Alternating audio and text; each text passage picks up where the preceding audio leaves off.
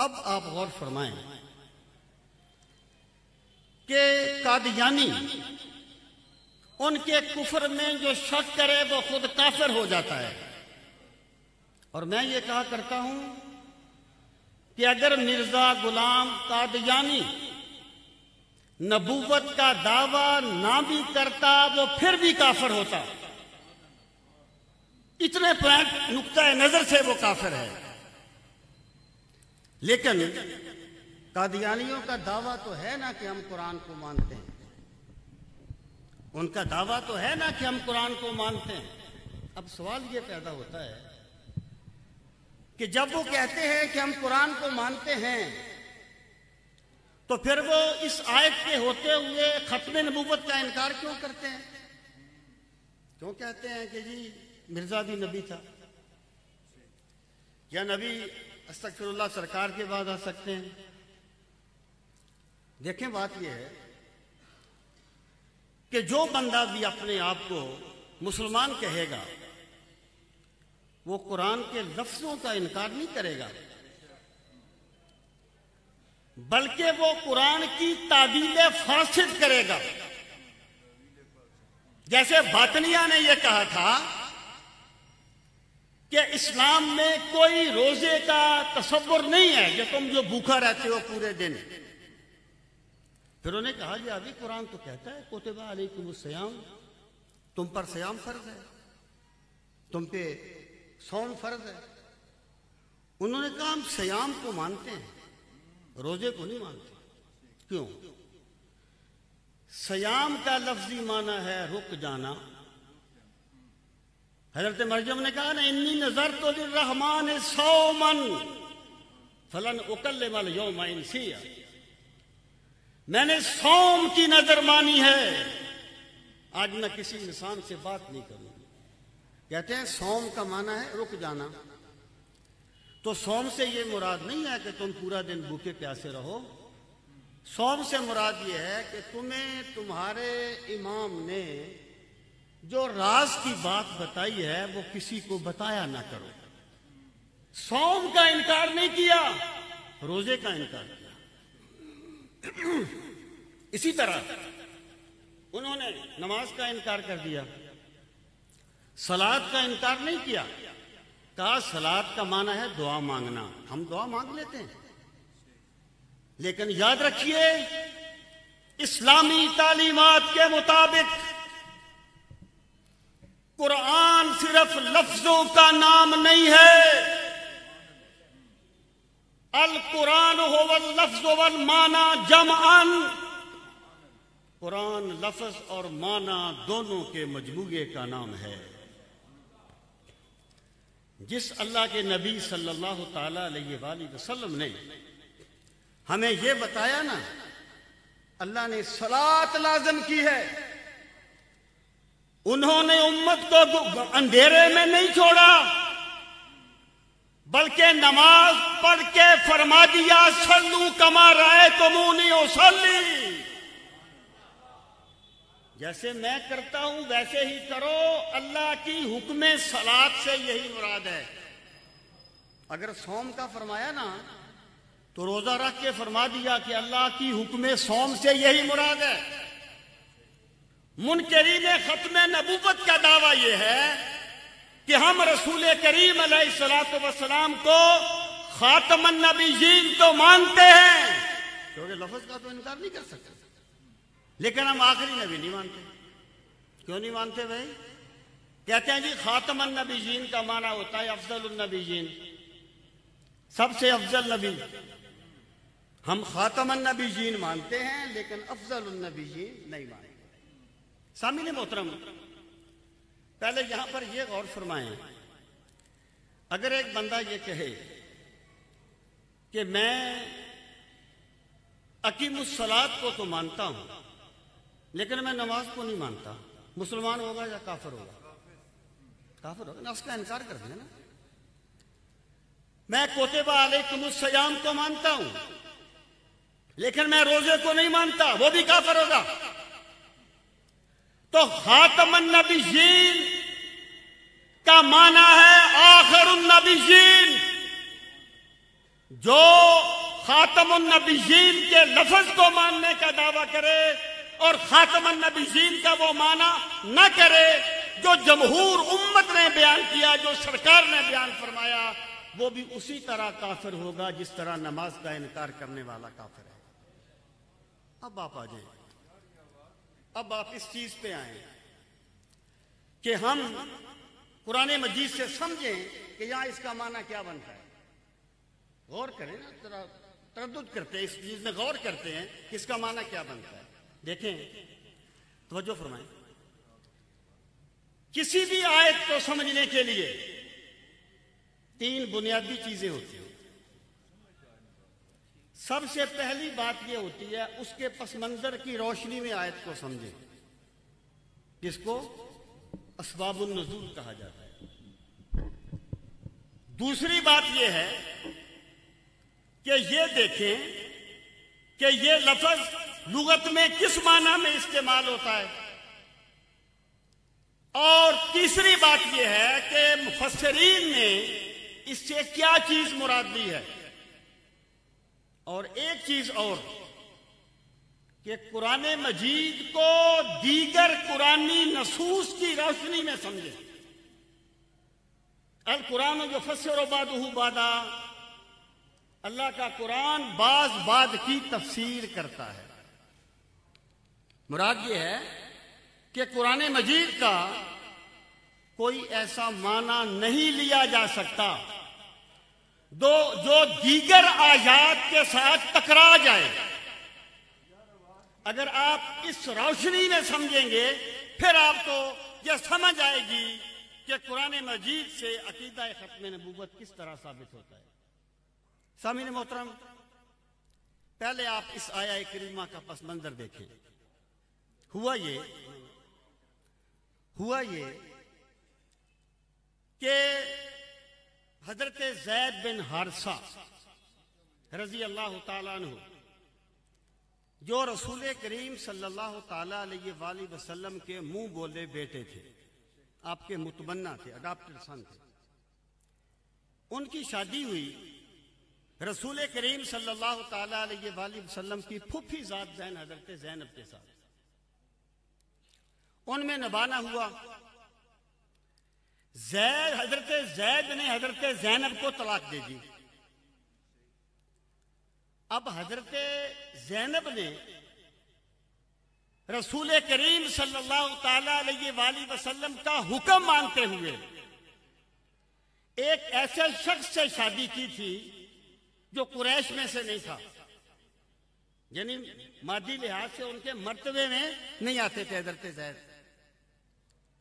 جب حضرت زید نے طلاق دے دی تو رسول کریم صلی اللہ تعالی علیہ وآلہ وسلم نے اللہ کے حکم سے حضرت زینب کے ساتھ نکاح کر لیا۔ قرآن مجید میں اس کا ذکر ہے کہ اللہ تعالیٰ نے نکاح کر دیا، اللہ تعالیٰ کے حکم سے سرکار نے نکاح کیا حضرت زینب کا، حضرت زینب کے ساتھ۔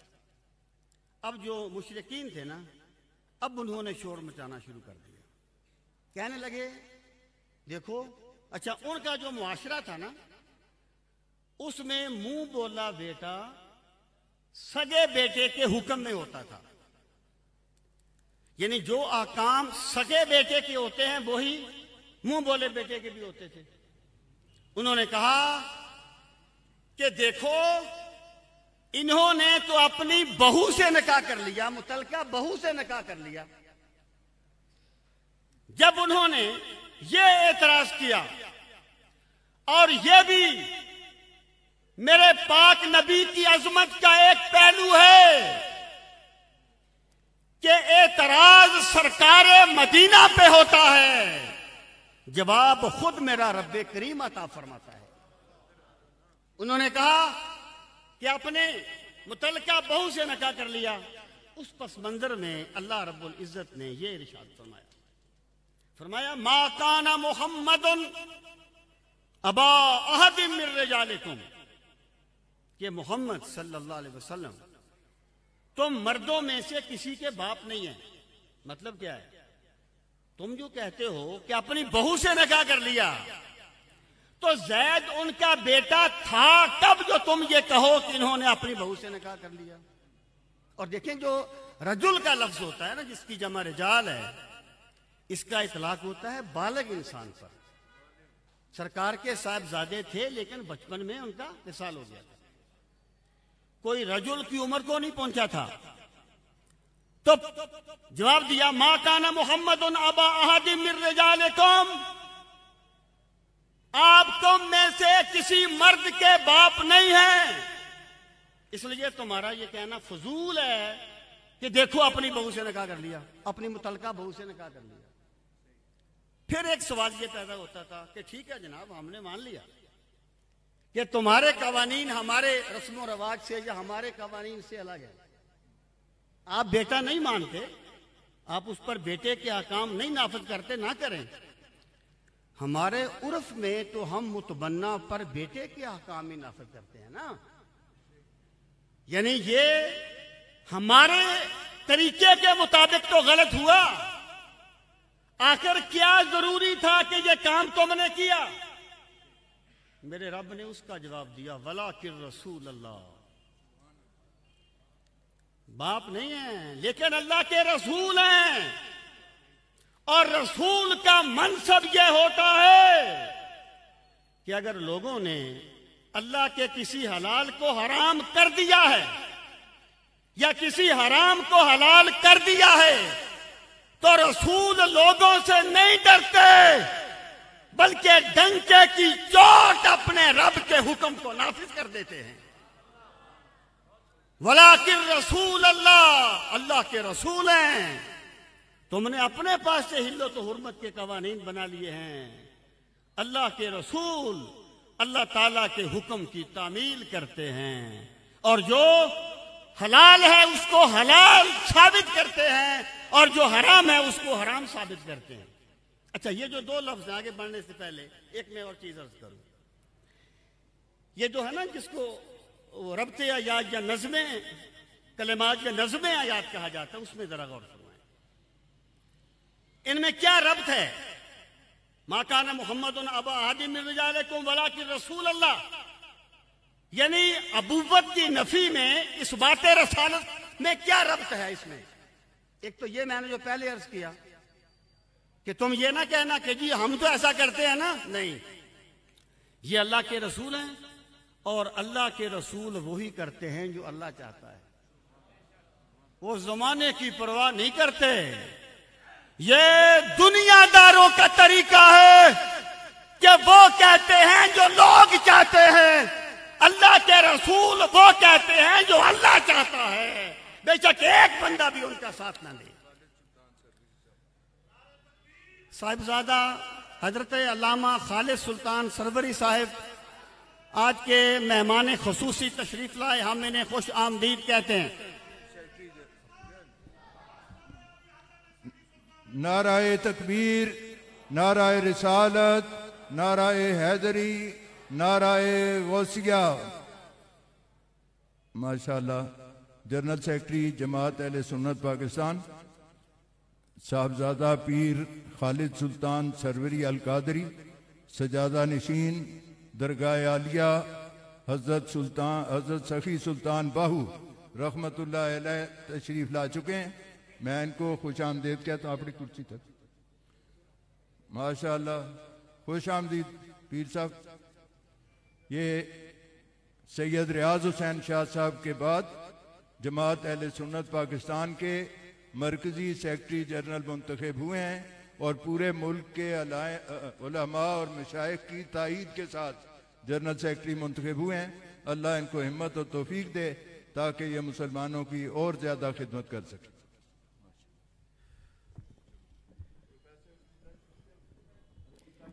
تو اس میں پہلا ربط تو یہ تھا، دوسرا ربط یہ ہے کہ جب یہ فرمایا کہ یہ تم مردوں میں سے کسی کے باپ نہیں ہیں، تو باپ جو ہوتا ہے نا وہ شفقت کی علامت ہوتا ہے، باپ محبت کی علامت ہوتا ہے۔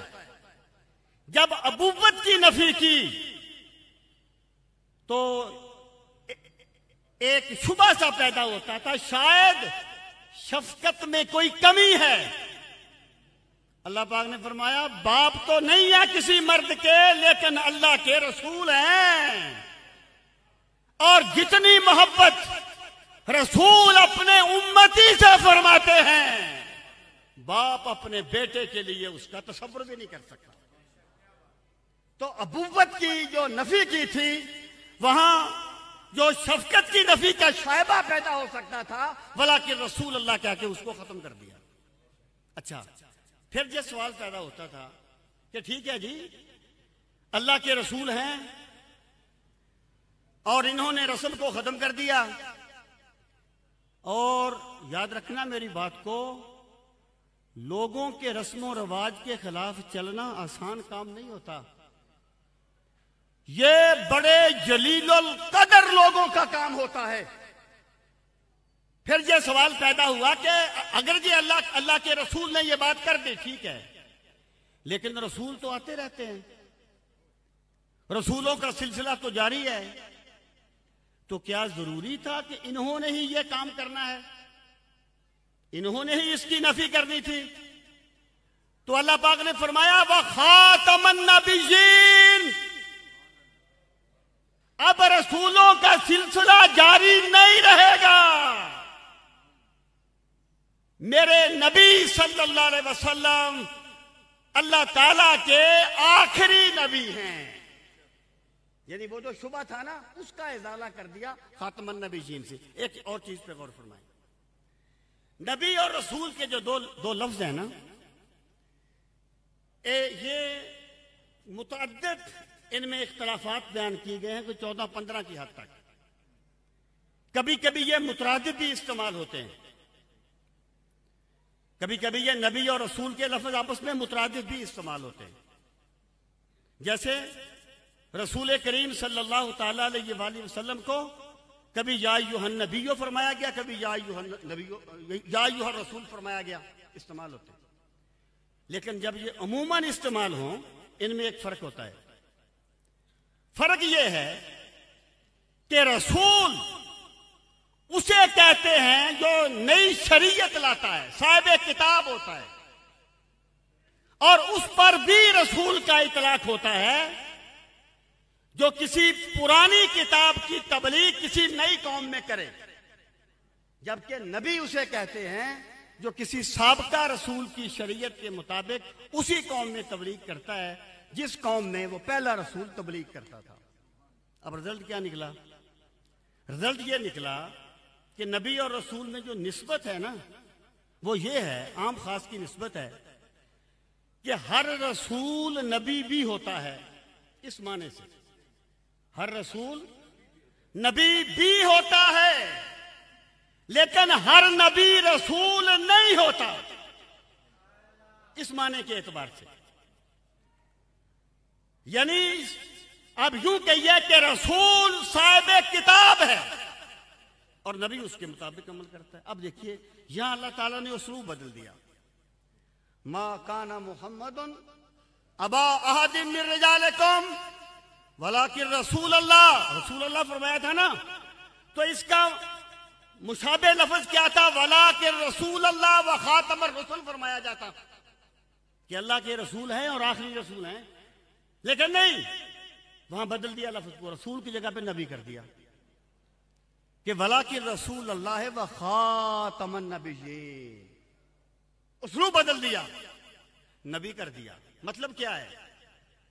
اگر اللہ تعالیٰ یہ فرماتا کہ آپ اللہ تعالیٰ کے رسول اور آخری نبی ہیں، تو کوئی کہہ سکتا تھا کہ جناب رسول تو نہیں آ سکتا لیکن نبی تو آ سکتا ہے نا، ولیکن رسول اللہ و خاتم الرسل اگر فرمایا جاتا کہ آپ اللہ تعالیٰ کے آخری رسول ہیں، تو کوئی کہہ سکتا تھا کہ جناب رسول تو نہیں آ سکتا، نبی تو آ سکتا ہے نا۔ اللہ پاک نے فرمایا خاتم النبیین ولیکن رسول اللہ ہے وہ خاتم النبیین، اللہ کے رسول ہیں اور آخری نبی ہیں، کہ لوگوں جب نبی نہیں آ سکتا تو رسول کیسے آئے گا؟ ولیکن رسول اللہ و خاتم۔ اب مجھے بتائیے، اگر یہاں پر خاتم النبیین کا معنی آخر النبیین نہ کیا جائے تو کیا یہ اس پس منظر کو بیان کرتا ہے جس میں یہ آیات کریمہ نازل ہوئی ہے؟ پھر تو کہا جا سکتا تھا نا ٹھیک ہے جی بڑی شان والا رسول نہیں آ سکتا، کوئی نبی نہیں آ سکتا، چھوٹی شان والا تو آ سکتا ہے۔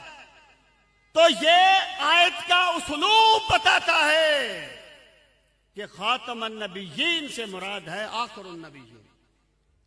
رسول کریم صلی اللہ تعالی علیہ وآلہ وسلم کا افضل النبیین ہونا وہ ایک الگ مسئلہ ہے، اس میں تو کوئی شک ہی نہیں ہے۔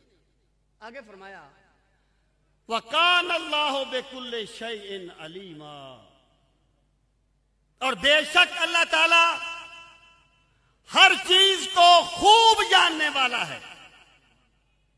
حضرت شاہ ولی اللہ فرماتے ہیں کہ آیت کا اختتام اللہ تعالیٰ کی جن صفات پر ہوتا ہے ان صفات کا گہرا تعلق پوری آیت کے ساتھ ہوتا ہے۔ یعنی ایسے نہیں ہے کہ ویسے اللہ تعالیٰ تو اپنی دو صفتیں بیان فرما دیتا ہے۔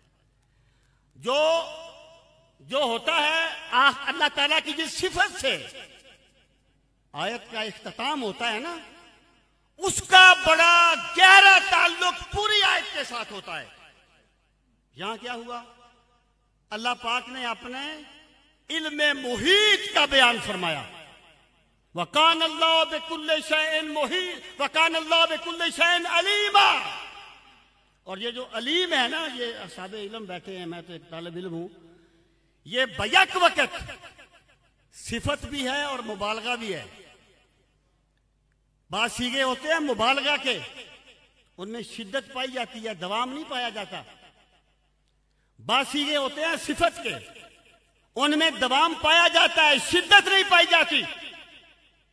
بعض صیغے ایسے ہیں جو بیک وقت مبالغہ بھی ہے، صفت بھی ہے۔ علیم ان میں سے ہے۔ اس کا مطلب یہ ہے اللہ تعالیٰ سب کچھ جانتا ہے اور ہمیشہ جانتا ہے۔ ایک سوال کا جواب ہے جو آج کل بھی یہ کرتے ہیں، کہتے ہیں دیکھو رسالت اللہ تعالیٰ کی بہت بڑی نعمت ہے، تو آخر کی اس امت کو نعمت سے کیوں محروم کر دیا گیا؟ نبیوں کا آنا اللہ تعالیٰ کی بہت بڑی رحمت ہے۔ پہلی امتوں میں جب بگاڑ آتا تھا تو نبی آ جاتے تھے، آخر اس امت کو کیوں محروم کر دیا گیا؟ اس کے جواب میں ایک بات تو میں یہ کہا کرتا ہوں کہ کوئی چیز رحمت اس وقت تک ہوتی ہے جب تک اس کی ضرورت ہوتی ہے۔ بارش رحمت ہے لیکن ایک حد تک، جب حد سے آگے بڑھ جائے نا پھر تم مکانوں پہ چڑھ کے اذانیں پڑھتے ہو۔ ایک بندہ ٹھنڈے پانی گرمیوں میں ٹھنڈا یخ کوئی مشروب بنا کے رکھ دے، ایک بڑی سی بالٹی بھر کے وہ کہے پی، پانی اللہ کی رحمت ہے، کتنا پی لے گا؟ جتنی ضرورت ہے اتنا ہی پیے گا نا۔ ہر چیز ہر وقت رحمت نہیں ہوتی، جب اس کی ضرورت ہو۔ اللہ تعالیٰ نے جس مقصد کے لیے انبیاء کو بھیجا تھا وہ سارے کے سارے مقصد میری سرکار کی بعثت سے پورے ہو گئے تھے۔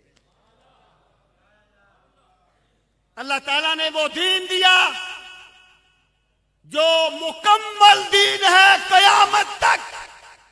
دیکھیے الیوم اکملت لکم دینکم، جو پہلے انبیاء کرام کو دین دیے گئے تھے نا وہ ناقص نہیں تھے، وہ بھی کامل تھے لیکن ایک مخصوص وقت تک۔ جیسے 5 سال کا بچہ جو کپڑے پہنتا ہے وہ اس کے لیے مکمل ہوتے ہیں، 10 سال کے لیے مکمل نہیں ہوتے۔ جو 10 سال کا بچہ کپڑے پہنتا ہے اس کے لیے مکمل ہیں، 20 سال کے بچے کے لیے مکمل نہیں ہیں۔ ان کا دین تھا ایک متعین وقت تک، لیکن میرے پاک نبی صلی اللہ علیہ وسلم کو جب اللہ تعالیٰ نے مبعوث فرمایا تو قیامت تک کے لیے رسول بنا کر بھیجا۔ جو سرکار پہ دین مکمل کیا یہ قیامت تک کے لوگوں کے لیے مکمل کر دیا۔ جب دین مکمل کر دیا اور دین کو، قرآن کو محفوظ کرنے کا وعدہ اللہ نے خود فرما لیا، اور رسول کریم صلی اللہ تعالی علیہ وآلہ وسلم پوری کائنات کے لیے رسول بن کے آئے، تو مجھے بتائیے اور رسالت کی ضرورت کیا رہے گی؟ پہلی بات یہ کہ کوئی چیز اس وقت تک ہوتی، ویسے میں تھوڑا سا ہٹ جاؤں گا لیکن میں ایک بات ضرور عرض کرنا چاہتا ہوں، اس پہ آپ غور فرمائیں۔ یہ تو کہتے ہیں نا کہ جناب اس رحمت سے ہمیں کیوں محروم کر دیا گیا؟ میں کہتا ہوں ختم نبوت اللہ تعالیٰ کا اتنا بڑا احسان ہے انسانیت پر، بندہ اس کا اندازہ نہیں لگا سکتا۔ اس کی وجہ کیا ہے؟ اس کی وجہ یہ ہے جب اللہ کے نبی آتے تھے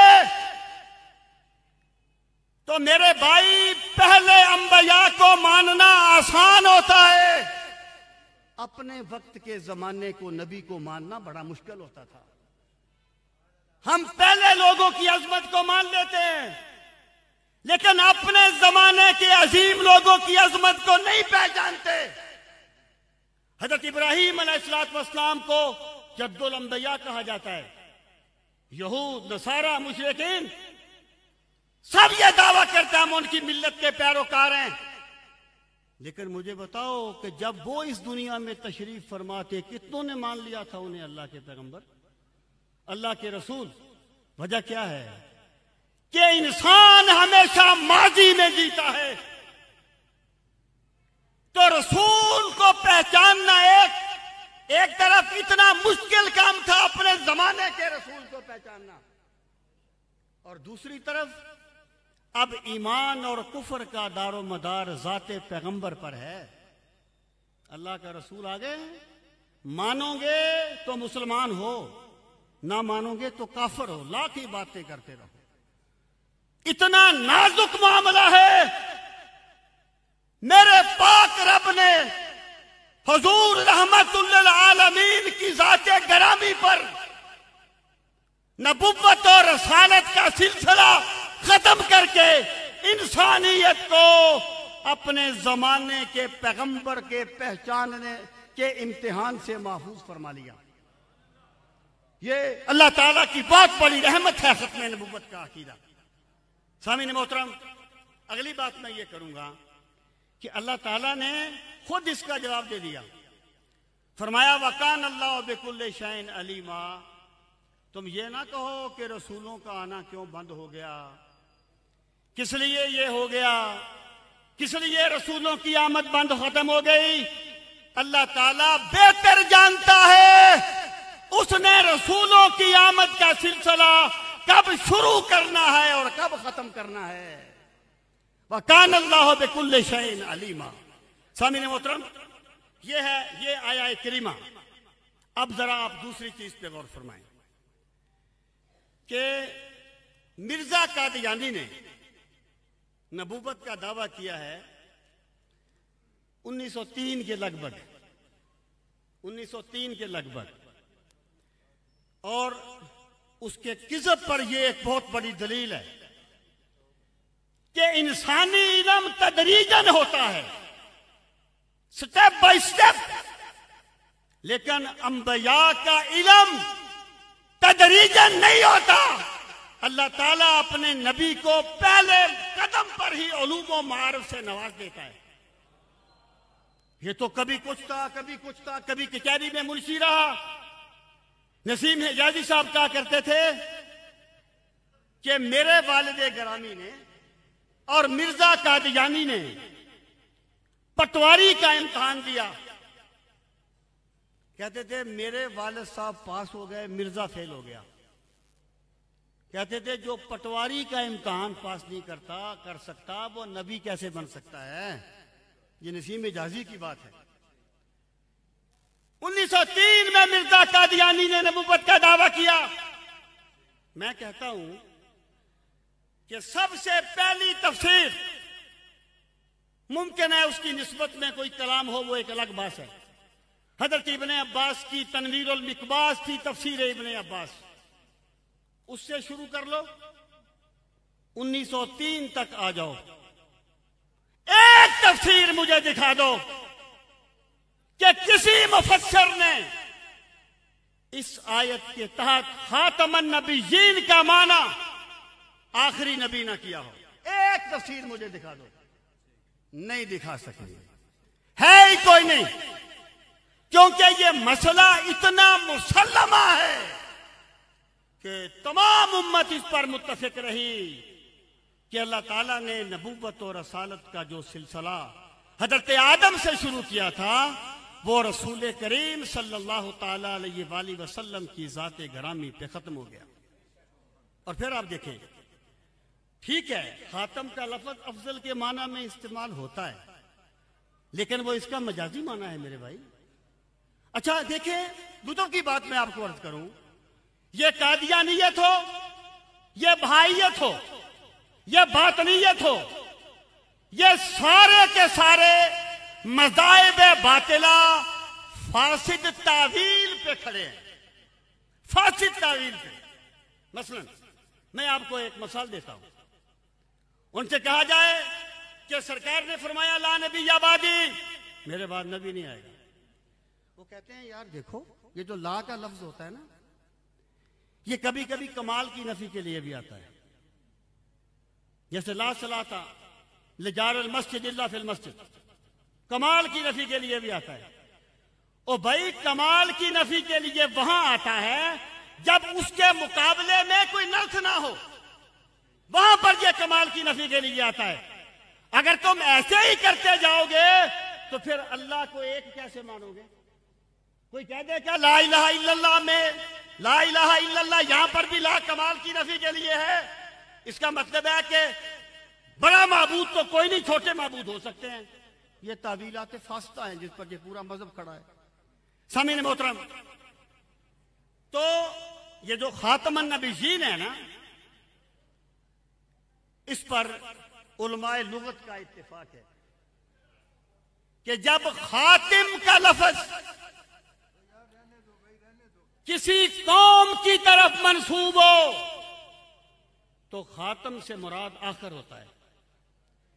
جا خاتم القوم کا معنی ہے جا آخر القوم. یہ مرزا قادیانی اپنے بہن بھائیوں میں سب سے چھوٹا تھا.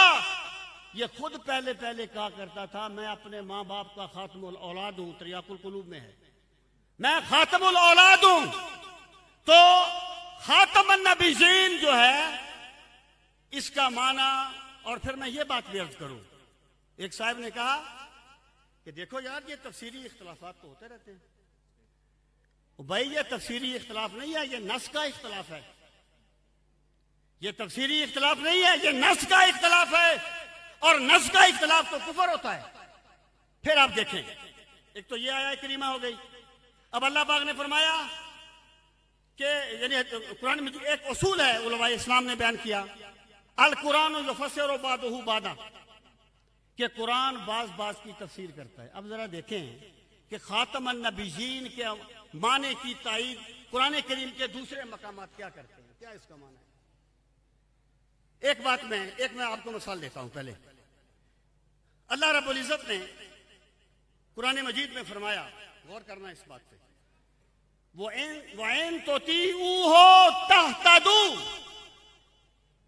اگر تم اس نبی صلی اللہ علیہ وسلم کی اطاعت کرو گے تَهْتَدُوا، ہدایت پا جاؤ گے. تمہیں سرکار کی اتباع کے بعد کسی اور کی ایسی اتباع نہیں کرنی پڑے گی. ساحل کی طرف دیکھ نہ سفینے کی طرف دیکھ، جب چوٹ لگے دل پہ مدینے کی طرف دیکھ. سرکار کی اتباع. اب دیکھیے قادیانیوں کا دعویٰ کیا ہے. وہ کہتے ہیں دیکھو کسی بھی نبی کو نہ ماننا کفر ہے. اگر کوئی بندہ حضرت موسیٰ کو مانتا ہے، حضرت عیسیٰ کو نہیں مانتا تو کافر ہے. حضرت عیسیٰ کو مانتا ہے اور حضرت عیسیٰ کے بعد رسول کریم علیہ السلام کو نہیں مانتا تو کافر ہے. اور بقول ان کے، میں کہنا تو نہیں چاہتا لیکن بات اس کے بغیر واضح نہیں. کہتے ہیں اگر کوئی رسول کریم علیہ السلام کے بعد مرزا قادیانی کو نہیں مانتا تو وہ بھی کافر ہے، کیونکہ کسی بھی رسول کا انکار کفر ہے۔ میں یہ عرض کروں گا، قرآن کریم ہمیں یہ کہتا ہے وَإِن تُطِيعُوهُ تَهْتَدُوا، اگر تم اس کملی والے کی اتباع کرو گے تم ہدایت پا جاؤ گے۔ اگر کسی اور نبی نے آنا ہوتا تو پھر اس کی اطاعت کرنی بھی ضروری ہوتی، کیونکہ اللہ تعالیٰ نے نجات کو اطاعت رسول میں خاص کر دیا۔ قُلْ إِن كُنتُمْ تُحِبُّونَ اللَّهَ فَاتَّبِعُونِي يُحْبِبْكُمُ اللَّهُ، فرما دیں میرے نبی صلی اللہ علیہ وسلم انہیں کہیے اگر اللہ کو چاہتے ہو اس کا صرف ایک راستہ ہے کہ میری اتباع کرو۔ جب تم سرکار مدینہ کی اتباع کر لو گے، جب تم اللہ کے محبوب کے رنگ میں رنگ جاؤ گے، پھر اللہ فرمائے گا میں ان سے محبت کرتا ہوں۔ یحببکم اللہ، اللہ تم سے محبت کرے گا۔ سامعین محترم، ایک چیز پہ اور غور فرمائیں کہ اللہ رب العزت نے قرآن مجید میں ارشاد فرمایا وَيَتَّبِعْ غَيْرَ سَبِيلِ الْمُؤْمِنِينَ نُوَلِّهِ مَا تَوَلَّى وَنُصْلِهِ جَهَنَّمَ وَسَاءَتْ مَصِيرًا، کہ جو بندہ مومنوں کا راستہ چھوڑ کے کسی اور راستے پر چلتا ہے ہم اسے گمراہ کر دیتے ہیں، اس کا ٹھکانہ جہنم ہوگا۔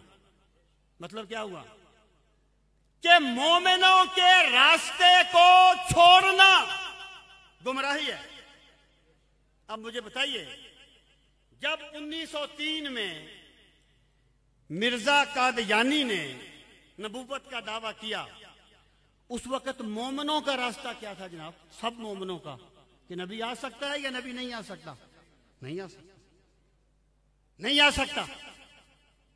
تو مومنوں کے راستے کو چھوڑنا گمراہی ہے، اور مرزا قادیانی نے یہ دعویٰ کر کے اس وقت پوری دنیا کے مومنوں کو چھوڑ کر الگ راستہ اختیار کیا تھا۔ یہ راستہ گمراہی کا راستہ ہے، ہدایت کا راستہ نہیں ہے۔ سامعین محترم، پھر آپ غور فرمائیں کہ اللہ رب العزت نے رسول کریم صلی اللہ تعالی علیہ وآلہ وسلم کے بارے میں فرمایا تبارک الذی نزل الفرقان علی عبدہ لیکون للعالمین نذیرا۔ وہ ذات برکت والی ہے جس نے اپنے عبد خاص پہ فرقان اتارا۔ کس لیے اتارا؟ لیکون للعالمین نذیرا۔ عالمین عالم کی جمع ہے، اور عالم کہتے ہیں ما یعلم بہ الشیء، جس کے ساتھ کسی چیز کو جانا جائے۔ یہ جو کائنات ہے نا، یہ میرے رب کی عظمت کا منہ بولتا نشان ہے۔ تو نے دیکھا ہے کبھی یہ دیدہ عبرت کے گل ہو کے پیدا خاک سے رنگی کبا کیوں کر ہوا؟ یہ میرے رب کی عظمت کا نشان ہے۔ اللہ کے سوا جو کچھ ہے وہ عالم میں شامل ہے۔ اب دیکھیے، جب رسول کریم صلی اللہ تعالی علیہ وآلہ وسلم عالمین کے لیے رسول ہیں، اور یا ایھا الناس انی رسول اللہ علیکم جمیعا،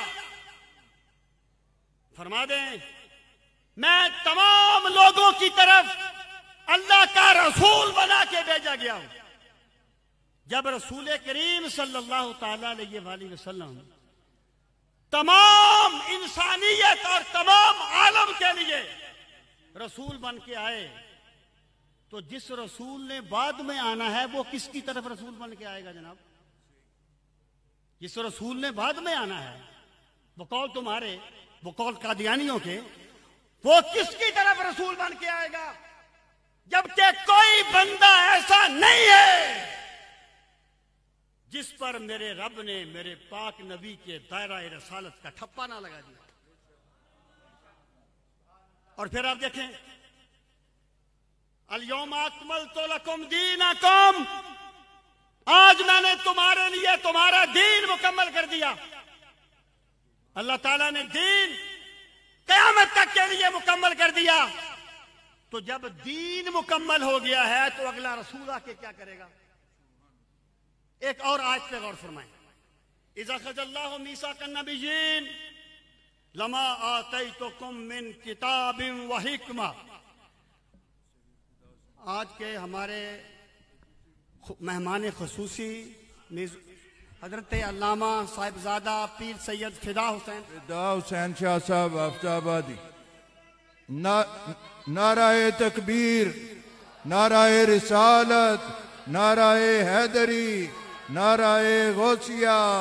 علماء اسلام حضرت قبلہ پیر فدا حسین شاہ صاحب حافظ آبادی.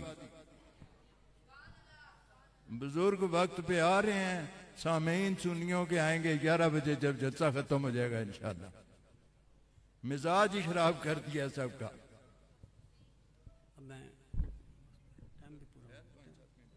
میں بک کرتا ہوں، آپ تشریف رکھیں جی. نازش اہل سنت، خطیب اہل سنت حضرت علامہ سید فدا حسین شاہ صاحب مدہ ذلہ العالی تشریف لائے. ہم انہیں خوش آمدید کہتے ہیں. اور آج کے اس کانفرنس کے اصل خطیب قبلہ شاہ صاحب ہیں. میں صرف ایک حاضری لگا رہا ہوں، میں بات کو سمیٹ رہا ہوں، میرا وقت بھی پورا ہو رہا ہے. میں آخری بات کر رہا ہوں کہ قرآن کریم کی روشنی میں ہم نے خاتم النبیین کا معنی طے کرنا ہے. قرآن کریم کی روشنی میں اللہ رب العزت نے ارشاد فرمایا اذا خذ اللہ میثاق النبیین لما آتیتکم من کتاب و حکمہ ثم جاءکم رسول مصدق لما معکم. دیکھیں یہ 3 لفظ ہوتے ہیں. ایک ہوتا ہے واو، ایک ہوتا ہے فا، ایک ہوتا ہے ثم. واو کا جو لفظ ہے نا یہ 2 چیزوں کو مطلق جمع کرنے کے لیے آتا ہے. آپ نے کہا جاء زید و بکر، تو یہ تو ثابت ہو گیا کہ زید بھی آیا اور بکر بھی آیا، لیکن دونوں اکٹھے آئے. کون پہلے آیا کون بعد میں آیا یہ واو کا لفظ اس کو بیان نہیں کرے گا. دوسرا ہوتا ہے فا، سو. فا کا معنی ہوتا ہے الترتیب و مع التاکید. ایک کام ہو، کام کے فوراً بعد دوسرا کام ہو جائے، اس کو فا. جاء زید فبکر، زید آیا پس بکر آیا، یعنی زید پہلے آیا بکر بعد میں آیا، بیچ میں فاصلہ نہیں تھا، فوراً بعد بکر آ گیا. تیسرا ہوتا ہے ثم، یہ ہے الترتیب مع التراخی، کہ یہ اس وقت آتا ہے جب ایک کام کے کافی عرصے کے بعد دوسرا کام ہو. پہلے زید آیا اور زید کے بڑے عرصے کے بعد بکر آیا. اب آپ کہیں گے جاء زید ثم بکر، الترتیب مع التراخی ہے.